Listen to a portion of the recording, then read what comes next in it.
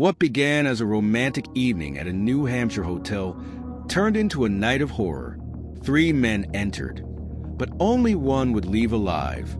This is the story of Theodore Lucky, a saga of sex, betrayal, and horror.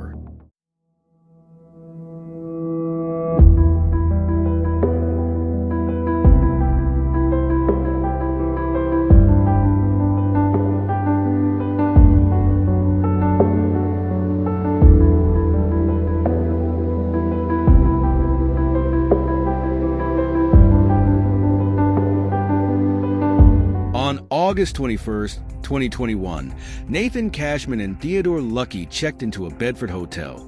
To the other guests, they seemed like ordinary visitors. But within hours, the unthinkable would unfold. Later, a witness in room 312 described hearing hair-raising cries from the hallway. I heard a man screaming, "Help me!" Then silence, followed by banging on the walls. As the chaos unfolded, security cameras captured Theodore attacking Nathan with a fire extinguisher hose.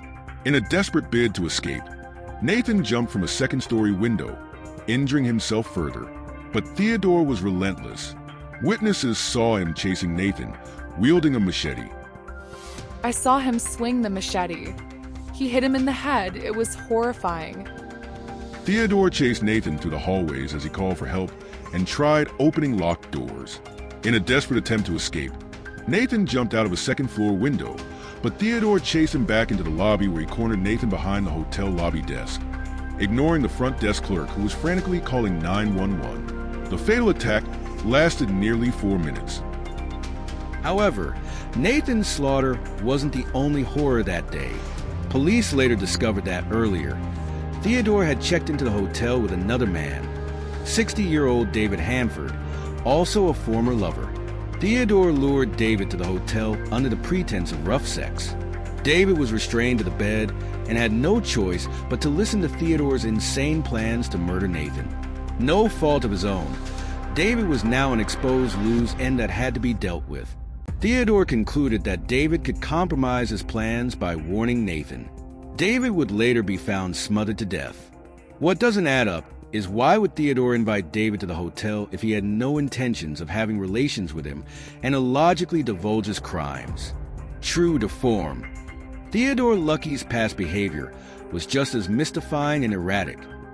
Theodore Lucky, an imposing and volatile figure at 6 feet 7 inches, was released early from prison due to COVID-19.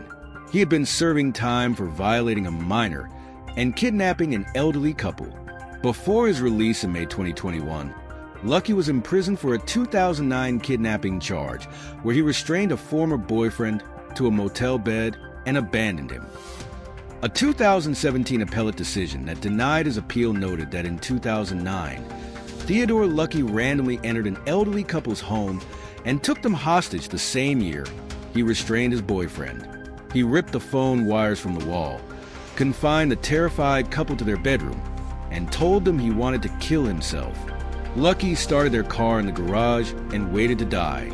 Meanwhile, the 87-year-old husband took the opportunity to escape and get help from a neighbor.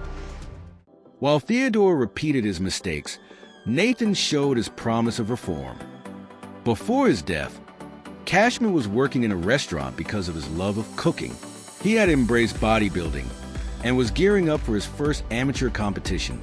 Nathan was released from prison on August 3rd, 2021 after submitting a handwritten motion to the court, requesting a suspension of his sentence due to his changed life and way of thinking. His original release date had been February 4th, 2024. But with almost everything going well, what went wrong?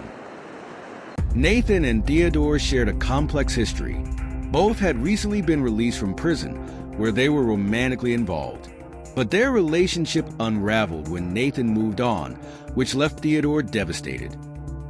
During a surprise visit 2 weeks before, Theodore noticed a hickey on Nathan's neck and his odd behavior.